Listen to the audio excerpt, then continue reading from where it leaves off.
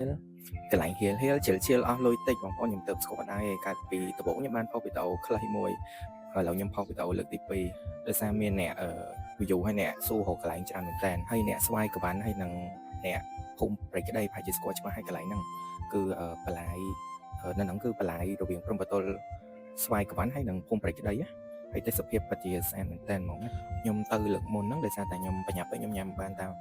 ដូចជាពីមុខគេបបឡុងហើយនឹងបងទាកូនហើយលើកនេះខ្ញុំទៅសារឲ្យគ្រប់មុខនិយាយទៅអ្នកចូលចិត្តញ៉ាំអាគ្រឿងចិត្តចប់ហ្នឹងត្រូវហើយគាត់លក់ច្រើនមុខហើយខ្ញុំកំងខ្វះតែប៉ះដំបងទេដោយសារតែគាត់អស់ពេលហ្នឹងហើយចាក់ហ្នឹងក៏គាត់មានដែរណាបើខ្ញុំចូលចិត្តរសជាតិបបឡុងគាត់មានលេងនឹងបញ្ចុកទៀតត្រូវគ្នាហ្មង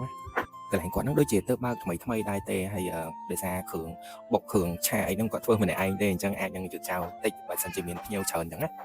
ហើយសម្រាប់ខ្ញុំកន្លែងគាត់ហ្នឹងគឺតម្លៃធូរថ្លៃហើយរសជាតិគុណភាពអីអាចទទួលយកបានឆ្ងាញ់ហើយជាភាសាទេសភាពនៅជុំវិញហ្នឹងនិយាយថាស្អាតខ្លាំងហ្មងបងប្អូននៅចិត្តហ្នឹងអីអាចល្ងាចឡើងចេញពីធ្វើការអីទៅឈៀលអីនៅហ្នឹងអញ្ចឹងណាទេសភាពស្អាត